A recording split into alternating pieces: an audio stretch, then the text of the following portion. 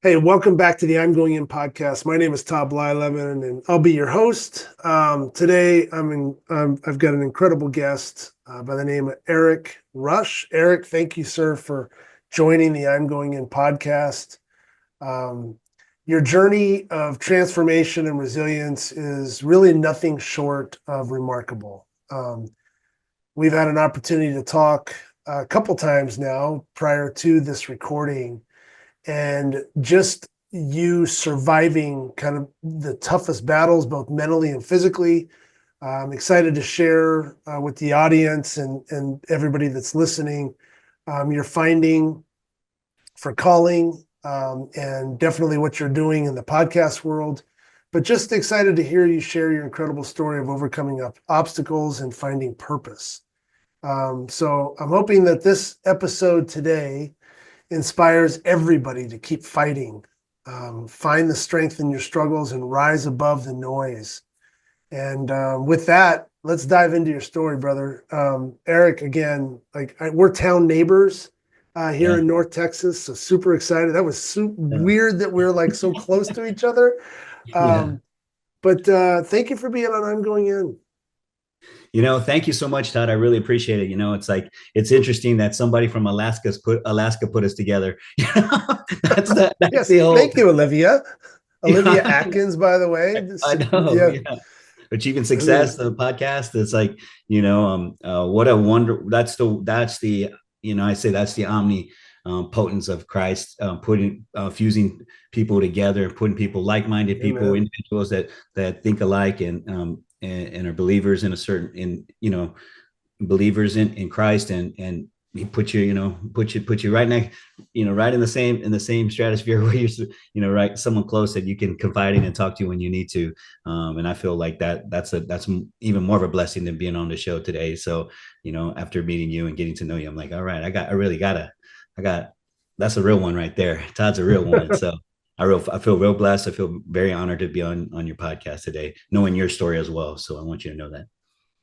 Thank you, sir. I appreciate it, and we'll get into our faith Yeah. as well. This is an open conversation, and I'm never afraid to talk about that. And I think we're starting to see that more and more in today's society. It's being more open in sports. You got more athletes. Athletes have always praised God for what they have been able to achieve, but you're seeing it more, I think, in an authentic setting today. And it's amazing that when you least expect it, you're introduced to people in your life that can somewhat either motivate you or help you in a way that can keep you rising if you're on that path to rise, or help pick you up to start that journey of I'm going in. You're getting ready to go in for yourself. You're going in for others. So yeah, Olivia, met her a couple years ago. Amazing individual, such an amazing spark plug,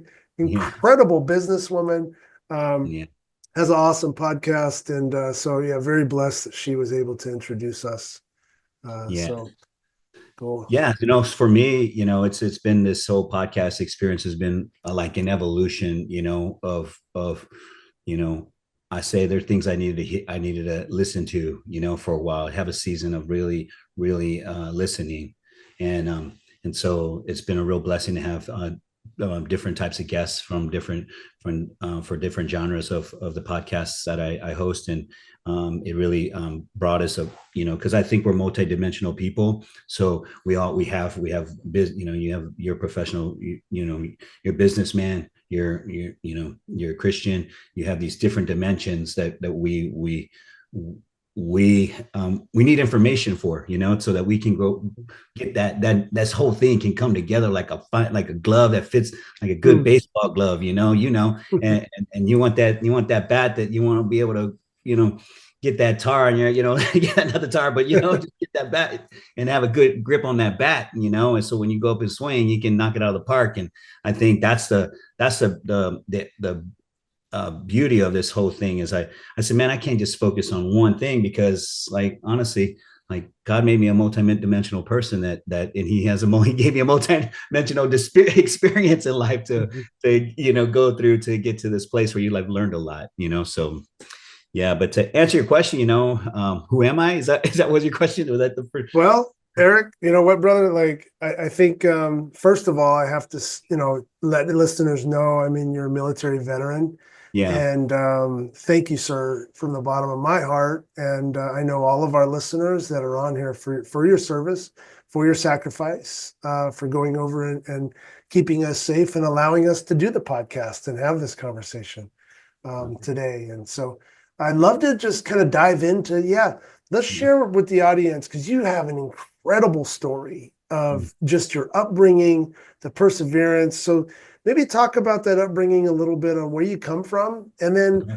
what was that decision to get into military? That's what I ask our first responders on this was give me a little bit of background on why you joined the military, what the purpose was, the goal. We can certainly talk about whatever you're comfortable with there, and then we'll lead into some conversation and then the aftermath. And then I'd like for you to share the downside.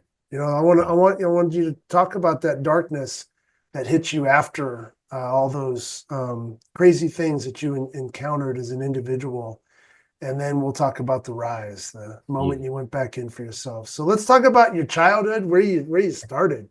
Okay, yeah, I'm from San Antonio, Texas. Go Spurs. Well, I used to There say you go go. Spurs, but but I don't know what they're doing with that team. But for honestly, born and raised in San Antonio, Texas. I would say my childhood was not. I would say, I didn't have a childhood. I had survival training. And I love my parents. First of all, let me just put that out there. First, I love my parents. They've evolved from where they started, yeah, as teen parents. So I want to honor them by saying that That's right off the tough. bat. Yeah, Yeah. you make a decision like that to have children. You're still a child yourself, emotional maturity, Mhm. just having be able to have those resources to provide. I think the need to provide outweigh the need to parent. And of course, when the plates are spinning, there's only so many you can, before something breaks and something falls and a child slips through the cracks. For me, that's the environment I grew up in. I feel like that, I love my mom. She was a single parent. My dad left when I was 5. I love my dad too. He grew up to be we get that momentum later on. It's how we finish. And Mhm. so for me, it was really tough for my dad to be raised in a single parent home. So the problem is like I said, the need to provide outweighed the need to parent, and there was no time for bedtime stories and comfort because the rent was due, the refrigerator was empty, and exhaustion was the only language spoken. And Wow. and for me, that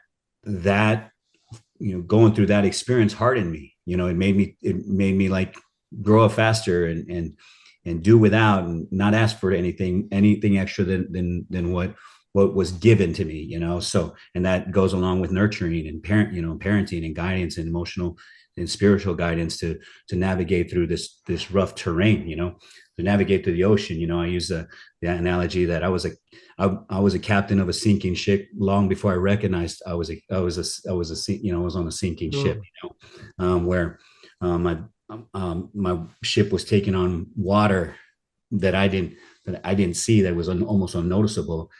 Um, a childhood of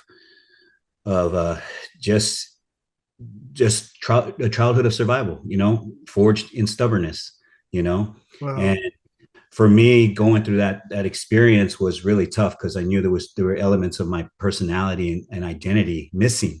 So, when you go through life like that, when you reach the age of 18, you think you're tough, you think you're indestructible, unbreakable.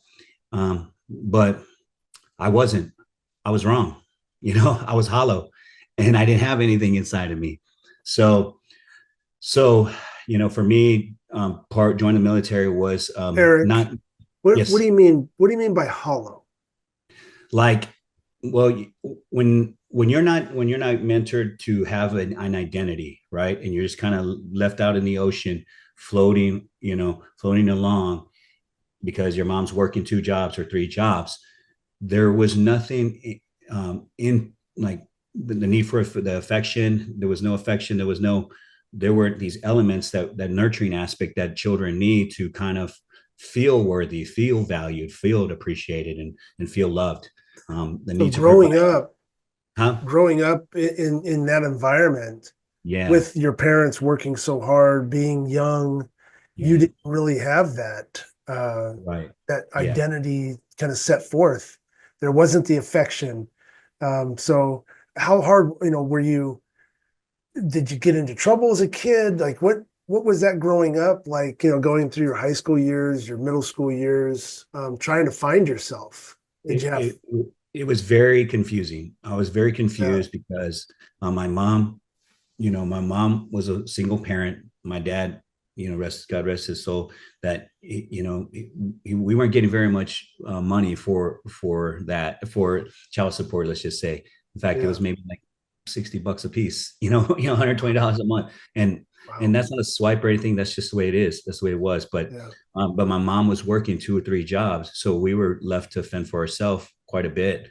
And and when you go through that, like you it's very hard. It's very hard because you don't know which way to go, what to do, who to be, and how to be, and I felt like I was out at sea by myself. I was out at wow, sea on a just navigating through the waters, lost. And yeah. so yeah, it's very tough. Yeah.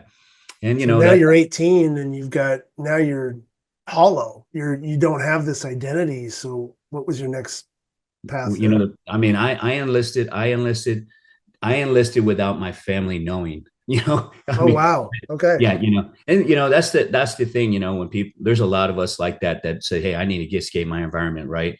For me, I don't think it was part of that, but I think like it was not so much that I needed structure.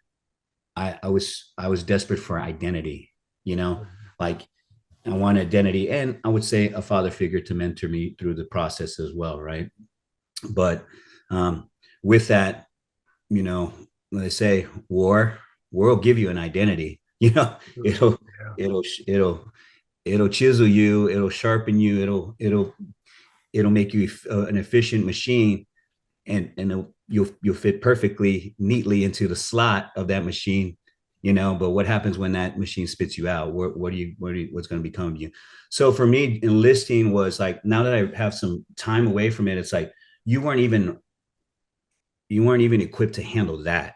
Like you weren't ready for that because you had all this trauma, different kind of trauma. So you walk Yeah. in with this baggage already, and the Yeah. trauma and this trauma, and it just kind of perpetuated. So if you want chaos, I say I was forged in conflict and chaos. And Yeah. so we go into more conflict and more chaos. It's a recipe for disaster. It's like you're going to come out more confused, more angry, more, um, disoriented. And so I think that, unfortunately, I think that's what happens a lot with a lot of the combat veterans. There's some people that get in really early and they're not really equipped, because I think you do have to have some essential tools before you enlist. I believe like um, uh, character, core values, something that gives you some stability to that Right. operate from, right? I mean, uh, I think I got in several Well, fights. I remember when I was in high school, and we'd always have the recruiters come into the school, and I was playing sports at the time, and I was, I had a pretty blessed. I had a good arm, and I had the pedigree with my dad playing, and so I was very well recognized across the country, and so I was in a different boat, right? I totally different than where you came from in terms of the upbringing and things, and I remember speaking to the Marine Corps recruiter. My grandpa was, career military, gunny. My other grandfather was career Navy. And so my mom's side was all military, Air Force, Army, like hit them all. And, and so I had a comfortability, I had more of I enjoyed speaking to those recruiters, and they knew I was going off to college, but maybe one day I'd want to join. And I expressed interest in the Marine Corps. So I remember going down to that office and seeing the pamphlets and feeling welcomed. And it does, like, and even me having the grounding that I had, there's still this kind of sense of maybe there's more there. And when you're around that environment of military, I knew I was a devil pup. So my grandpa would take me down to Camp Pendleton, and I'd wear the fatigues and I'd roll around, and I was digging trenches and all kinds of things, right? So But there was a sense of togetherness. Sports, it's a lot like that. First responders, it's a lot like that, right? It's that family togetherness, that brotherhood, sisterhood bond, that if you don't have that, I could see where I was attracted to it. Oh my gosh, like I could imagine you going into that office and going, okay, like someone sees me, they know me, and then you're there. But to your point, you're bringing up a really good point with this, and this is where I'm going. yeah, You weren't all together inside, and so your purpose was to try to find something where you're suggesting too, like, hey, try to identify maybe a little bit more about yourself before you go into that enlistment approach. But yeah. yeah, it's super powerful. I think you just making that turn for yourself, though, recognizing you needed that, that's incredible, man. Yeah, that's the hard part. I recognize it now. I wish I recognized Mhm. it then. But at the same time, it really does impact you. You don't, because I would, and that's not. I'm like, let's just say you're going to basic training, right? You're in basic training with people that are escaping their environment, and they might be twice as worse than mine. They may have been in you know really deep, former, family was dad was a gag member, or whatever. You go in there and you can tell who's had dysfunction in their life, because the ones that were having trouble following orders, following structure, following, they were very combative. We get in fist fights, some of us, we get in fist fights with each other, knowing that this person wasn't going to take crap from somebody who was higher ranked than him, or it didn't matter if it was a drill sergeant or not. It'd be like Yeah. that stubbornness. And that's why I say I fortified it with stubbornness, where the Mm. survival mode is like, hey, like I'm holding on to what all I got. So Mhm. you go in there with that mindset too, and you could tell it was like, Yeah. one time this guy like shot his mouth, like he just kept shooting his mouth out. The drill sergeant, and the guy said, "Get yourself a shovel and start digging yourself a hole. You're gonna dig 6 feet wide, 9 feet deep." And he was digging the whole time. I was like, and he still was talking, he's still talking crap. And I was like, oh my God, this guy, you could tell that guy had some problems. And he still, after he got done, and the drill sergeant said, put it back in. He's like, I'm not doing it. He ran off in the woods and just had to go chase him down. It was pretty tough. But Wow. yeah, these things, you can lock, you can get also, like, you can actually flip it too. You can get so locked in that there's no coming back, like Yeah. you're locked in, and it's like you got hardened, like, um a story And I'll you were share. in the Army, right? Yeah. Yeah. And yes, and um I'll share with you a story. Like, when I got deployed, like, I just got back from training. It was just like first week, wasn't planning. I was like, this is where, like, get home. My buddy and I went out and had a couple of beers, and we get the phone call, Red Bull alert, Red Bull alert. You pack your bags, get ready, meet us here at this 800 or whatever. And we're like, holy crap. Like, we were only there, we had only been Wow. together for like 2 days, and we were getting ready to ship out. And for me, the tension, that the relationship between my mother and father was very tumultuous, like very, very tumultuous my entire life. And that contributed to a lot of the tension too, being just, the whole single parent thing, with child, stuff. And my mom didn't want to be anywhere around my father for various reasons, Mm. and the day I was getting ready to be deployed. The day I was getting ready to get on the plane to go to the Middle East. My mother, my mother and I went. I was standing with my mother, and my dad was by the bus that was going to take us to take us to the plane, and we were pretty far away, and like pretty far from the bus. I said, "Mom, can we scoot over to closer to the bus, please?" Because and she refused. She just Wow. refused, dude. I can tell you, like the I was like, "Please, Mom, let's just get closer to the bus."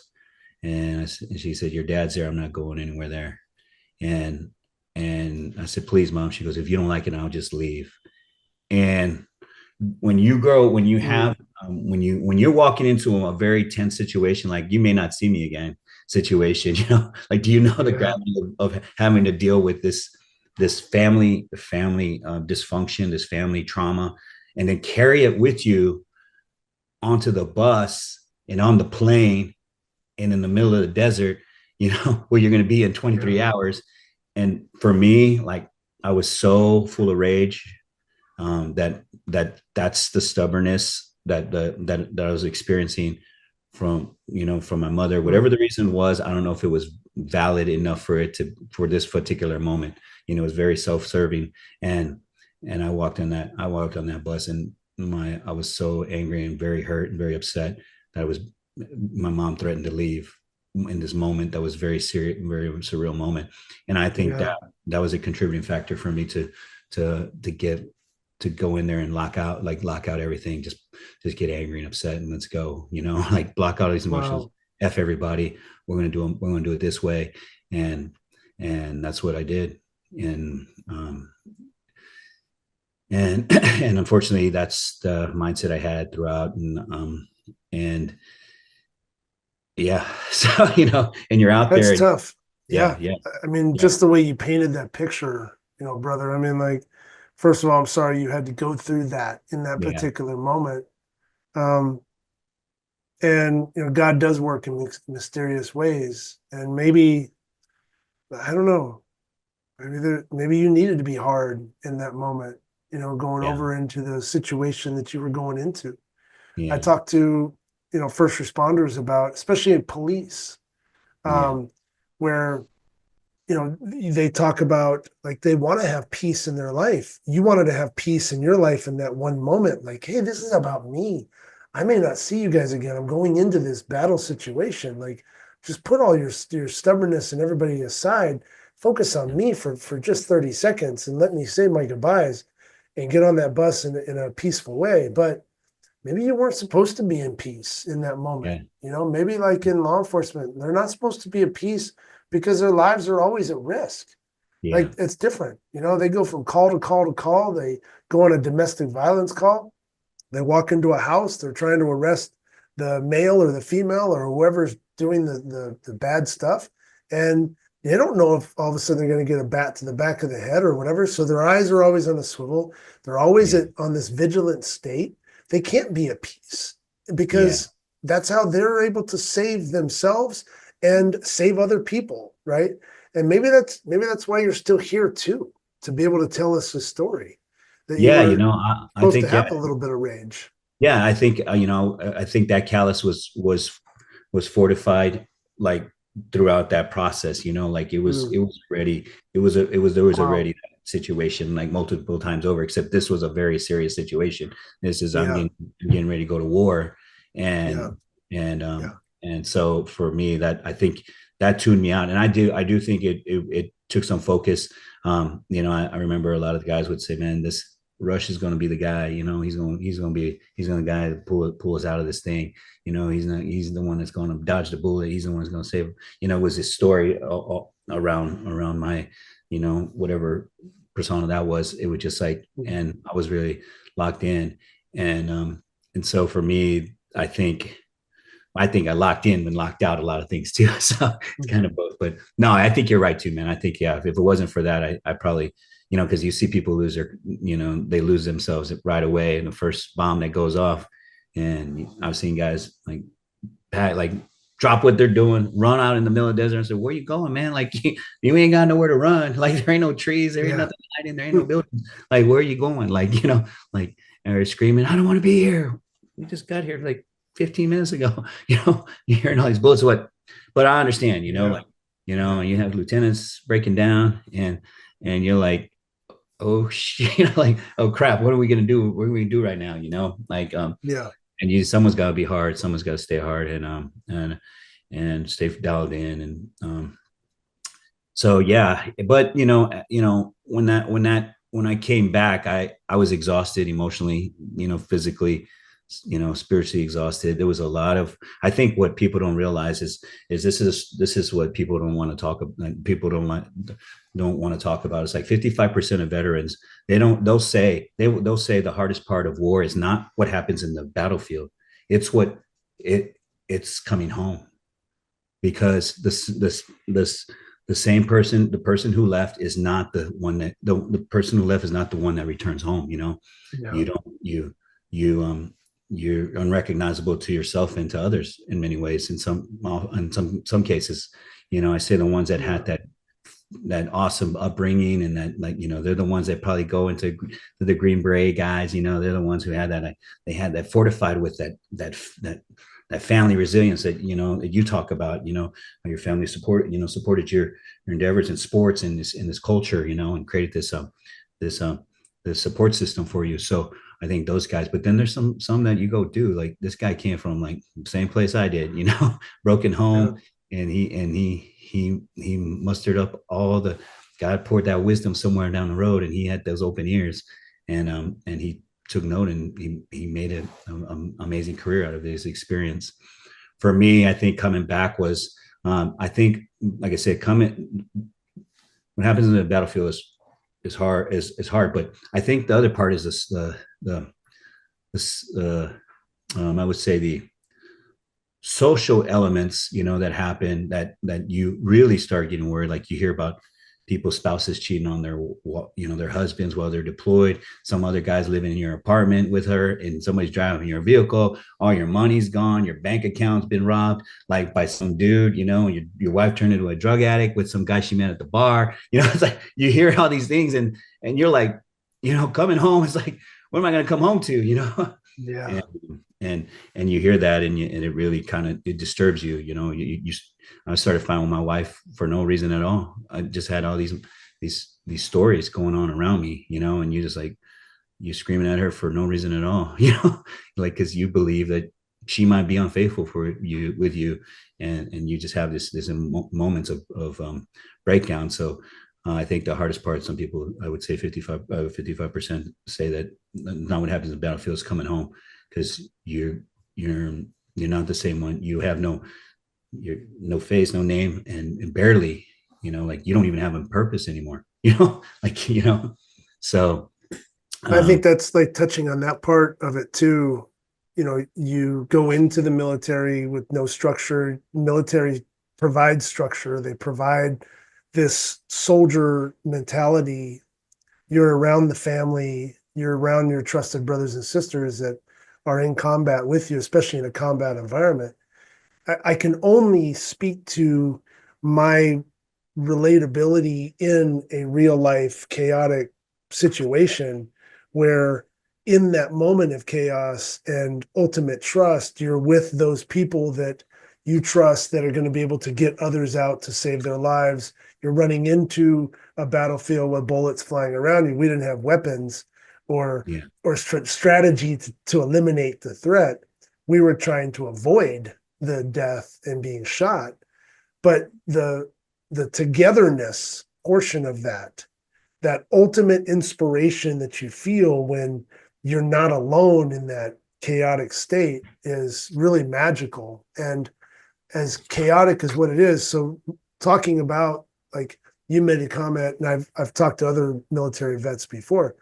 A lot of times it's not the moment of that, or the things that happen in the battlefield. Yeah, very scarring, but it's the aftermath, the silence, the dealing with things from home. And then you come home, and now you're trying to deal with all these things, trying to put all the pieces together and be like, how do I get back to the resilience part of being who I was before? Do I really even want to be that person before? I kind of like the other part, right? And then the other people around you are going, well, what happened to you? Like, what's going Yeah. on with you? Or why are you staring off? And why is your speech stuttered sometimes? Or why are you screaming in the middle of the night? Why you have these nightmares? And they just don't get it. And there's no education. There's not enough education still today, Yeah. providing education to families and friends and the community of what you are going through, to where they can be empathy and be able to embrace you more. Back like when we had the World War I and World War II, man, like our country stood up for our soldiers, and they came back and they had parades and people were welcoming, and they saw the shiny, what you have on your chest, and it was so like patriotic. All of a sudden we lost that. And so Yeah. here you were in that era where it was lost. And you just didn't Yeah. weren't get it. You were like told to just suck it up, buttercup, and go do your thing. So Yeah. with all of that that came down on you, where did you turn when you got home, and what happened from that point? Well, I'll say it like this, that like I said, the leaks in my ship, my ship been taking on water for long before I recognized it. So, the childhood, fortified with stubbornness. The war, like you said, the war in silence, like you struggled with it in silence, right? You didn't deal with it. For me, and that's the thing, is when you come back without an identity, or you'll latch on to anything that makes you feel real again. For some it's violence, for some others it's the bottle, and for me it was both. And and the violence, the substance issues that I dealt with were very serious. They Those are the things that made me feel real again. I thought they were like, they were, I say that, drowning doesn't feel like drowning, until you're until it doesn't, it feels like floating at first, Mm. and then you wake up, and that floating turns around. You wake up one day, you're at the bottom, and that's, I kind of Mm. equated to that. It's Wow. like drowning doesn't feel like drowning at first. It feels like floating, and for me, the I'll say, like, when my existence became unbearable, I turned to that, like I didn't want to be around. I didn't want to be in this place where I had to deal with what was going on with me. I didn't know what was going on with me, for that matter. I didn't Wow. really, Yeah. the worst part of it is I didn't even know I was drowning. It was Yeah. like, I wake up and I'm at the bottom. I'm in the bottom of the ocean. I'm in the bottom. And Wow. that is when I'll say that that was when I would say, okay, hey, I didn't realize it. I didn't know, but the truth is I didn't feel what drowning felt like until eventually all my substance use caught up to me, and I went to prison, and that's when I Wow. I really felt what. Then that's when I know what drowning really felt like. I guess Yeah. you wake up and you're like, yeah, okay, this is drowning. And that, Jeez. yeah. And so because throughout the process, I was getting treated for substance abuse, and that's just a symptom of something greater going on. The greater going on in you. Like they say that you got to treat the root cause all the time, right? You got to treat the root cause. Well, I spent years going down this road. In 2 years after I came back, I had 3 DUIs right away. I mean, my life was like checkmated, Wow. and a drug possession Yeah. charge. So it was like checkmate. Like, you, guess what? The next 10 years, you're gonna be trying to swim back to the shore. You're gonna start trying to swim back. Your boat sunk, and you're stuck out on a life preserver. Like, Yeah. and so for me, it happened really fast. It was like I was married before I left, divorced 3 months afterwards, and that's another thing, another notch. Like, finances go to crap, and this. Your wife Yeah. left you, and now you're alone, and the hardest part is go, okay, you're getting treated you're going through this, and it's still not fixing you. It's still not helping you. It's still not, um, um, um, you're not feeling that it's not doing it. But I was in Mm. California, and on just a random visit, like I had a nasal infection real bad. Um, I had filled out paperwork to do this stuff. And people, because man, there's something wrong, everyone knew something was wrong with me. Everyone knew, I had personality problems, I was an asshole. I was I was a jerk. And, and for me, it was like, I knew I had personality problems, but in this one instant, I went to the VA and the psychologist came out instead of the nurse after I was there for a nasal infection. She just said, "Have you ever been diagnosed with combat PTSD?" And it was just like boom, it was like a bomb went off in my life. I fell to my knees, was bawling, crying, like, and it just became something super real. And and and she Was this said, before prison or after prison? before, no, after, After yeah, prison. yeah, Yeah. after Yeah. prison, yeah. Um, and like I said, I spent years getting treated for the symptom, but not the root cause. So once I Yeah. started getting, once the treatment started for me, started through the process of going through counseling for PTSD and stuff, like I started I started relapsing worse. Slept in my car, was living in my Yeah. car for a while because I was having to untangle a bunch of hard wiring that I had imprinted in me. It was a survival mode the whole time. Yeah. I was in hypervigilant survival mode. Started living in my car and just detached myself from everyone, everything. But once I started getting the treatment, I stayed in the treatment for a long time, and um, I, I I started to see the light a little bit more because now I What knew kind of treatment were you guys doing? I call it CPT. I think it's or cognitive behavioral processing or something like that, and different types of therapies. Were you doing anything with like EMDR, or was it more Yeah, talkative therapy? some Just of it. Yeah, trying to just unleash some of the little pieces that you remembered one at a time, and the process, right? You said it was a long process. CBT, CPT, and different types of processes. Yeah. But yeah, so I think just having to talk about it with my Yeah. counselor. And I spent a lot of time avoiding the whole situation, because it costs.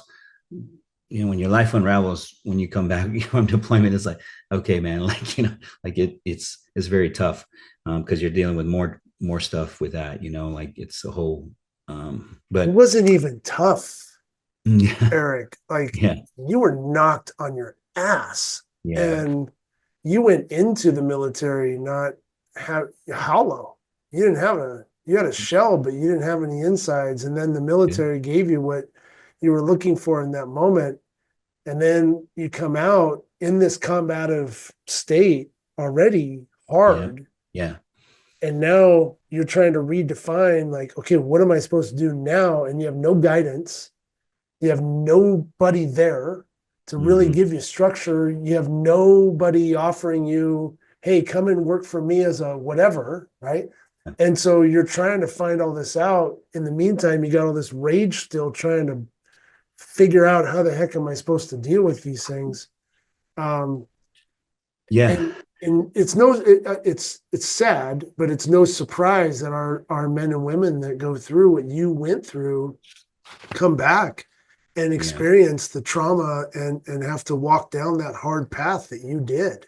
And I know everybody's story is different.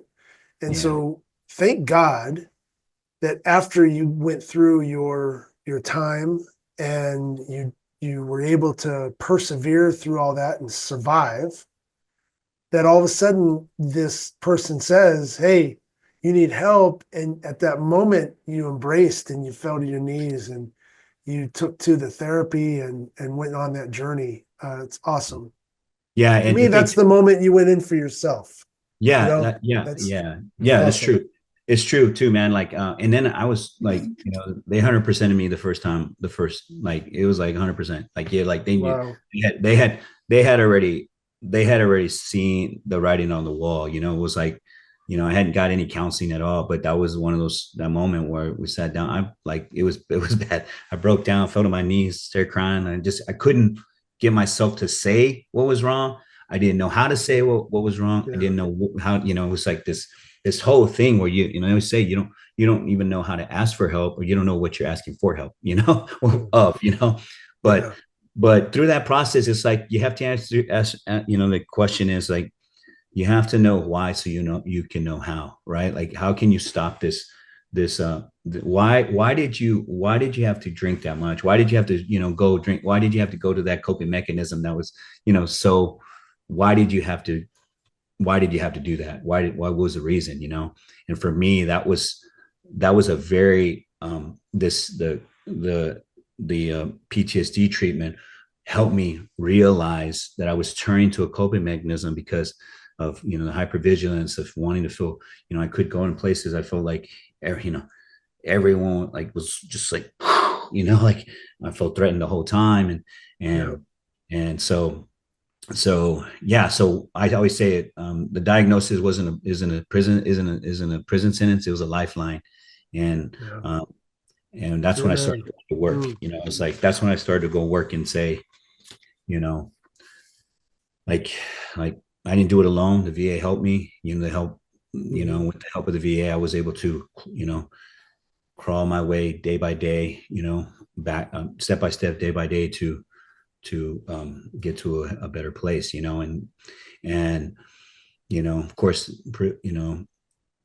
it was a lot of undoing. Had to undo some of these things that I was just, a lot of it too. When in that process too, was like, dude, I've held on. Well, you just went to prison, dude, too. Like you were in prison, so you have all this, you have the shame, guilt, resentment, all these, or not shame, guilt, and that alone is enough, and trauma, and like the combat stuff is like, well, I got that, but it's like it wasn't one of those thoughts in my head, but Yeah.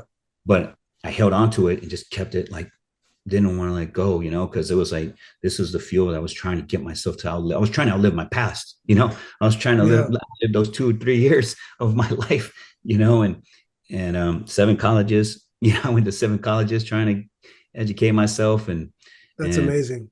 yeah, and like I said, when the turning point was when the VA started, they got involved, and when they started helping me go through that experience, and give me the essential tools to think differently about, um, um, substance use, and I needed to know why, so I could know how, and why I had turned to that. And I think it was a very stressful time in my life during those, during the time of my, being deployed and coming back and not assimilating very well, and losing myself even further. I was already lost. You take me to war Yeah. and someone's already broken. They're going to be broken when they come back even worse. Yeah. So so Yeah. and but the So healing, at what point uh did God come into your picture? that's a great question, because I'll tell you when. Well, I always say there's these 3 moments in time, right? That you go, okay, these are 3 moments, and one of them was when I was incarcerated. I was in a cell. I had just got sentenced, and I came back and I got in a fight. I beat some guy up when I got back to the cell because I just got sentenced, and some guy bumped me, like passing the bunk, and I just like beat the crap out of him. So they put me in solitary confinement. Along the way, there were people that were trying to intervene in my life, trying to save me from going down that road, trying to save me. And there was a pastor, oh no, a priest, Father Bill Quigley, I just talked to, like, last month for the first time in Mm. over 20 years. Wow, really? Yeah, yeah, That's yeah, amazing. yeah, Mm. yeah. He knew everything. He's like, Yeah. and when I got in a fight, it was just before Easter, and it was like 30 days before Easter. And they sentenced me to solitary confinement for 30 days. And he said, Rush, you're gonna go into this cell, and it's just gonna be like your tomb, your personal tomb. You're gonna go in here, and you're gonna walk while you're in there for these 30 days. You're gonna write everything on the wall. You're gonna write all your resentments, all the people that hurt you, all the things that you've done wrong, the people you hurt, all your shortcomings, all the shame and guilt. You're gonna write it on the wall, and you're gonna leave it there. And so I did exactly that with a little pencil that they give you with no eraser. Started just writing down all the hurts and pains. But it was this whole Mm. thing about, like, being like Mm. Christ in your own tomb, that when the door opens, you're going to be free. Um, at the same time, I say, like, hey, look, you know, I wasn't trapped in that cell I was trapped inside myself, like, and when you're inside yourself, it's, Yeah. it whispers. Then, first the silence wasn't, felt like nothing. And then silence started to grow teeth, the nothing started to grow teeth. And then nothing starts to whisper everything you've been running from. And while you're in there, you're confronting yourself. And in that dark space, God revealed himself. All I could bring in, all I could have in that thing, because I lost all my privileges, was a Bible and that pencil and some paper. And I just got into word, started reading the Acts and things that were just inspiring and motivating. I started singing hymnals and stuff like that, and there by myself. And it was just a very confronting experience for me to be a part of, understanding where God could find in the darkest place of this world, where you'll find him. And that was one moment. And I would say that's the beginning of one particular strong moment. And the second time was second time I was in a behavioral modification program. And behavior modification programs, they in prison, they it's like a inmates run the asylum, but you have to hold people accountable for, like, being disrespectful and stuff like that. But we're dealing with gang members, and we're dealing with people that are hardcore criminals that, Yeah. that they give zero F's about anybody, anything, and how anyone behaves, I mean, and when you're trying to run a program and trying to get out, it's very hard. But some people have to be the leaders of that community, that while you're in that behavior Mm-hmm. modification program. And they made me a leader. And in that leadership, it came with consequences. It came with, like, don't confront me, don't do this to me, don't do that to me, well, don't do that, and don't do that to the crypt leader, and don't do that to the blood leader. And it's like, okay, like, what program am I running here? I'm gonna get kicked out of the program from not running a program. Yeah. So I started, but part of the gang life is like, hey, you got to run this program because we need you back out in the streets. It's like, okay, I'm running my program, I don't give a crap. But yeah, ultimately what ended up happening is they did this thing called round robin. um, we would have confrontation hours, and we would confront people on their behaviors or non-caring attitudes about things, or being too loud or whatever, stupid stuff. But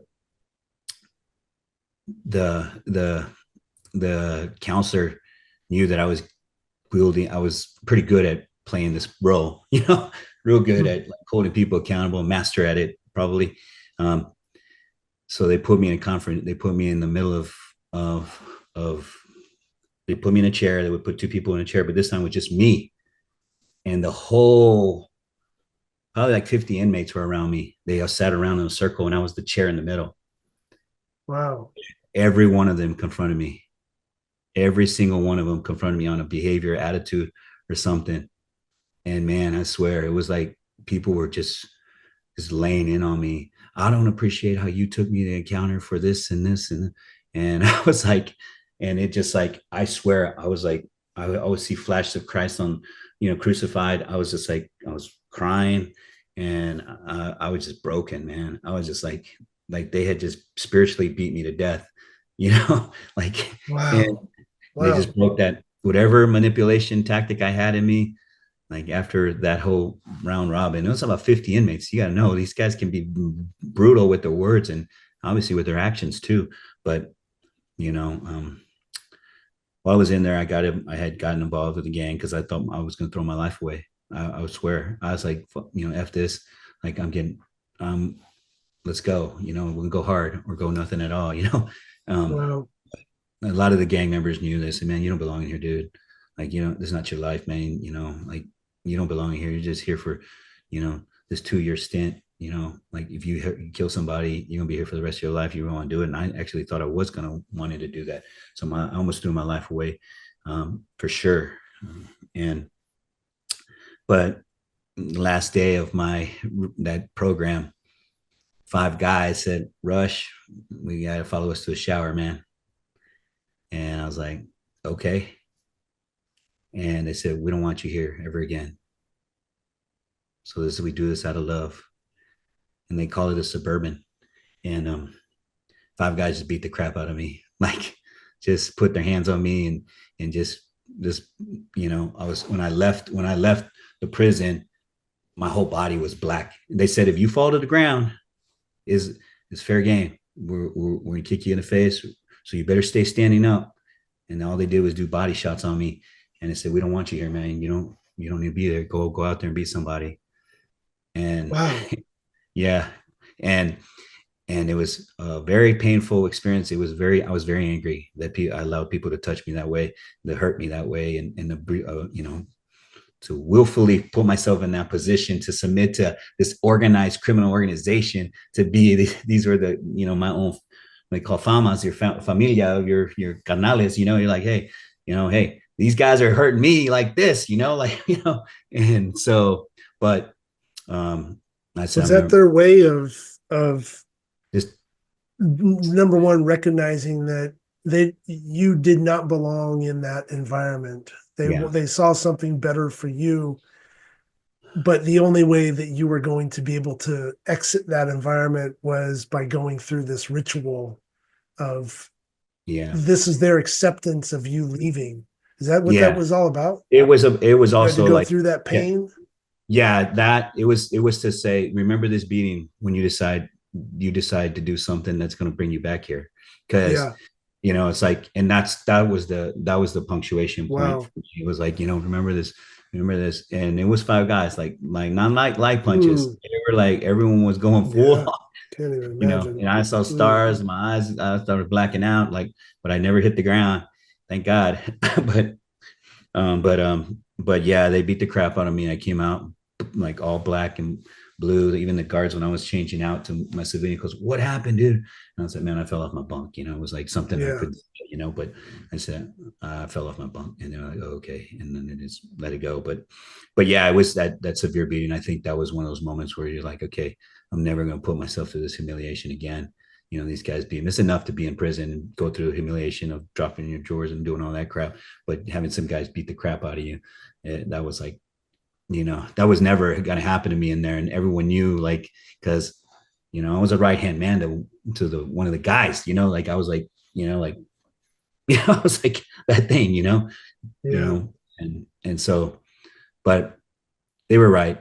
That wasn't my place to be. I had ran into people that, were doing life sentences and along the way, and the lifelessness of their soul was really, I always say that, and you're never, no one's ever the worst thing they've ever done, Mm-hmm. no one's the worst thing they've ever did, they're, and and and there's not an us and them, like process. Being in the time, in a place that's time stands still, it reveals the truth.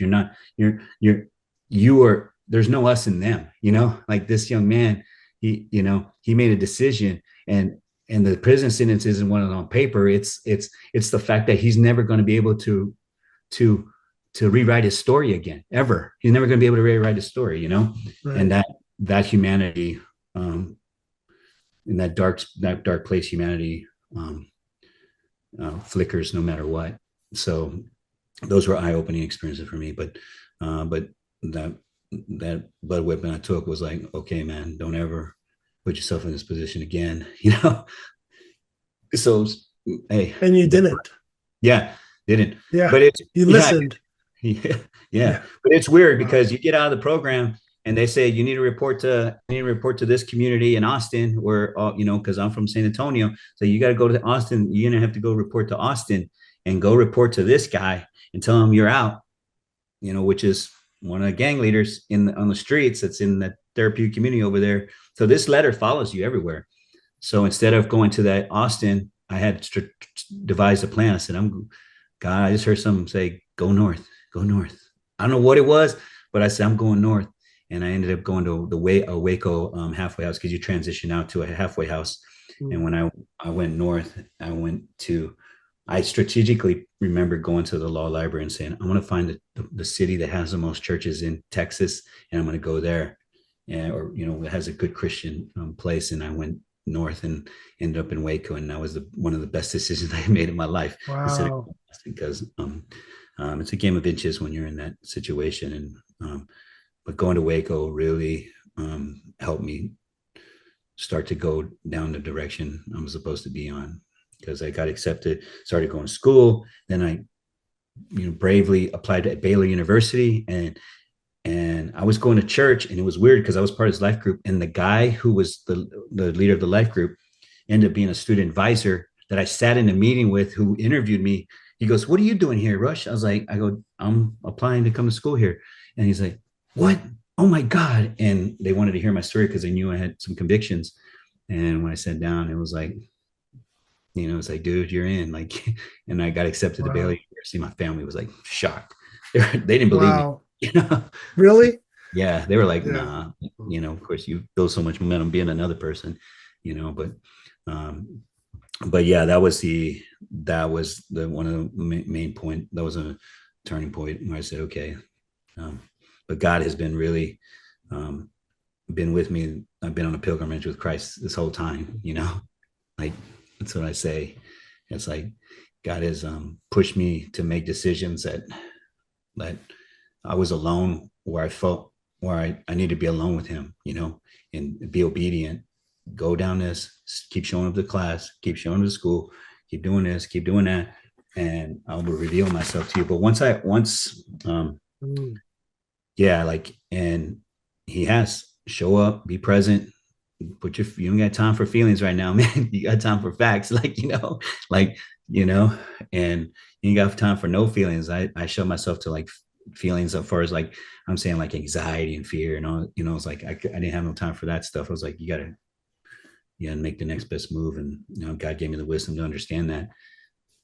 But I I'll ended tell up, you, man, Eric, like you listen to your story and you think about all the different touch points that you probably had with God opening up a door, closing a door, putting armor on you, making sure you were hard in certain aspects of your life to make sure that you stayed alive because there's a bigger purpose ahead of mhm, all of this. And that's how God continues to stay relevant too, is through stories like through you. So he mhm, put you through challenges enough to where in the moment you weren't supposed to fall to the ground and you didn't. And you stayed on your feet and you stayed on your feet all the way through. And when it was time for you to hit your knees, and when it was time for you to fall and say, I can't do this, you had that therapist there, right?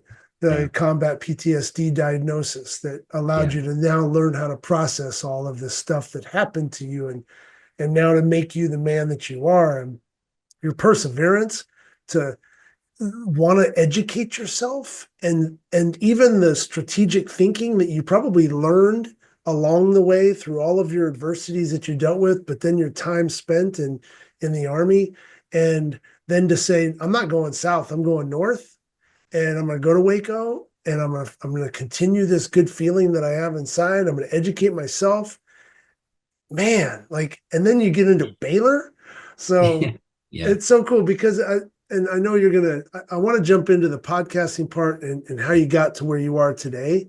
yeah, But I know when I met you, you're just a really nice guy. Like you're someone that you're like your smile, your laugh is contagious, and you just got strength amongst you. Like I know you've been through some stuff, but man, you're tough. You're just a good human being. It's in your soul. You've just yeah, been dealt some bad cards, but you found the light, and now you're telling a story for others to follow you, right? And to maybe make a better decision.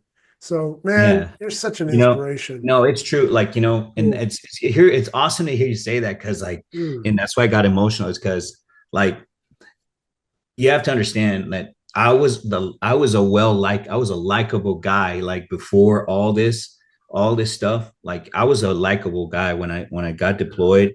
I told you how I went into it, and I lost myself, like completely went dark. I went like ultra, stoic and like serious and survival, and like, let's make this, let's make someone else fall to their knees, kind of thing. And then the numbness out of that came out numb, and then going to prison, having to be hard with that, and hard. And it's a beautiful, it's awesome, because this is the person I've been wanting to come back to this whole time. yeah. This is the Yeah. person that I aspire to be. When I think about my father who Mm, passed away, Um,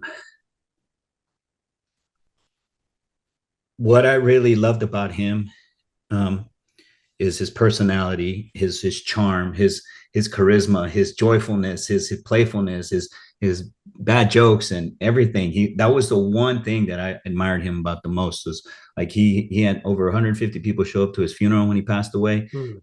When Wow. I was the first to eulogize, to go up there and talk, and I said, "How many of y'all had a beer with my dad?" I swear to God, 150 people stood up. And I was like, holy crap, he was that guy, And I wanted to be that guy my whole life, I wanted to be that guy with Mm.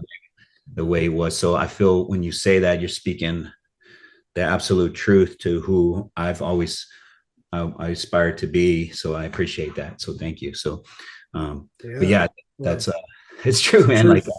yeah, and I feel that way. I actually feel that way too. Like it's not, it's that's what I actually feel in my heart. Like I'm returning to, I would say I'm living my life backwards. Like I think I've told you that before. I feel like I'm living my Mhm. life backwards. Like I'm undoing and saying, this is a new, this is a new you, like this is, hey, I've had a lot of like new yous, it's a better version. I'm happily married. I got a great wife. I got a cute little dog that's asleep. I know they see the dog in the Yeah. background. It's cool. Yeah. No, Yeah.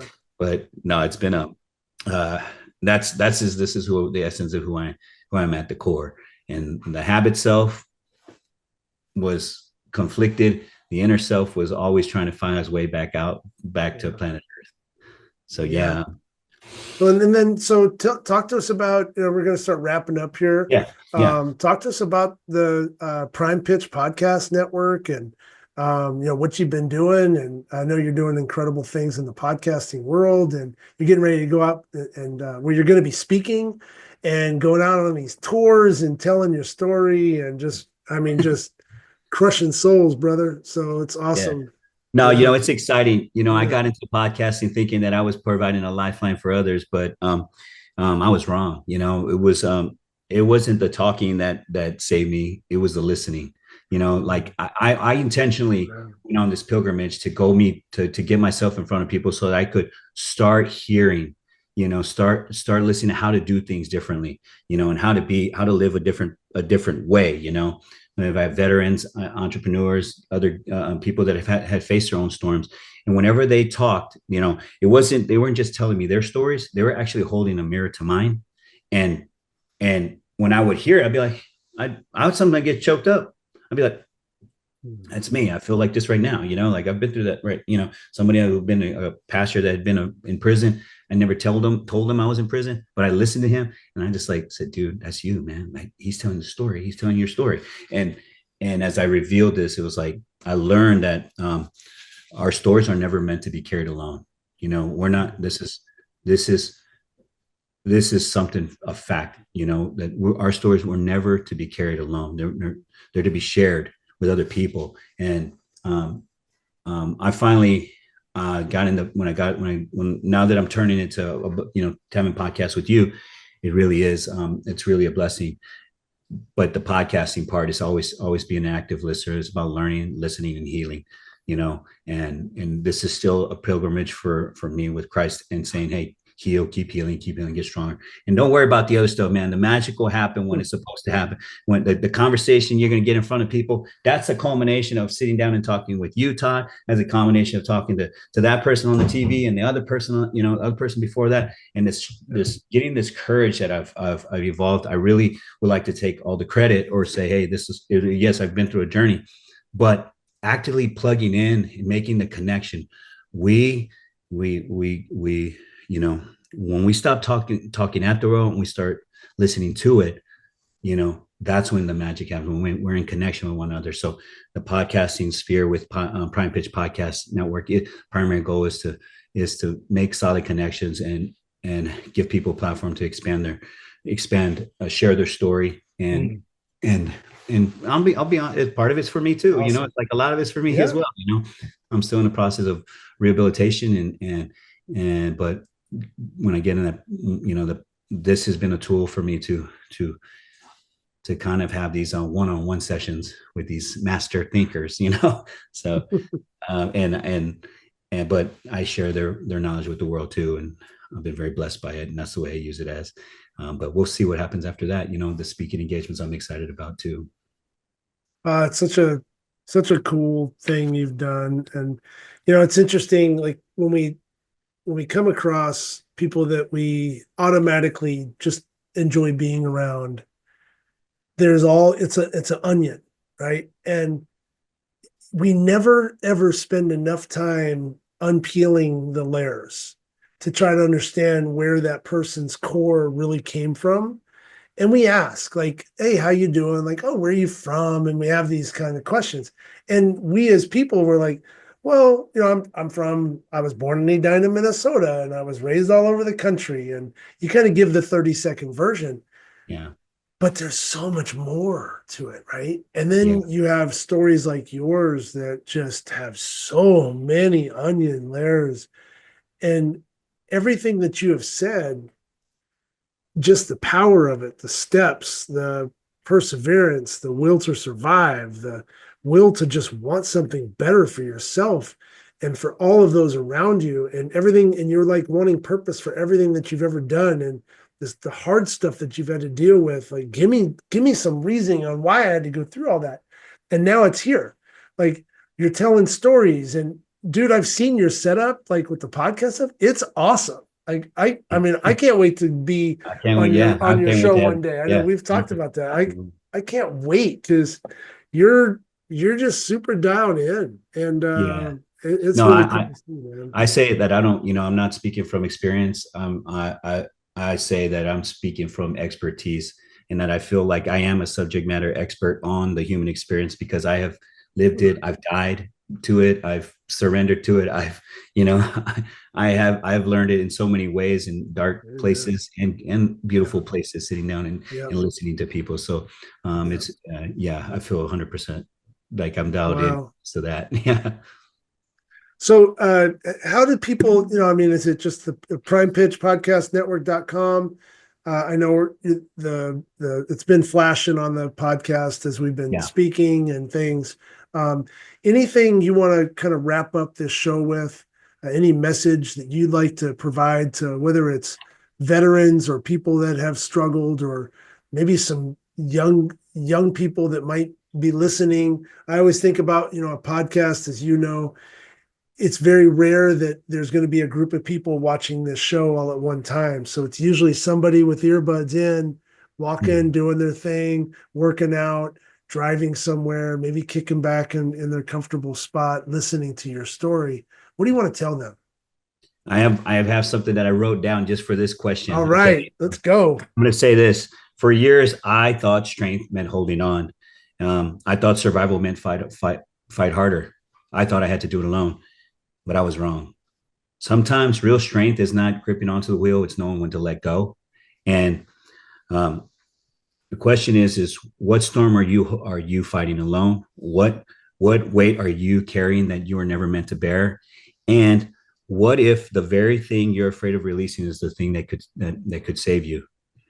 Um, I was never meant to do it alone. Whoever's listening, you're not meant to do it alone. The lifeboat is here. It's here. He's reaching out. Will you take his hand? Mm. And because I did, and that's why I'm able to be on this podcast today.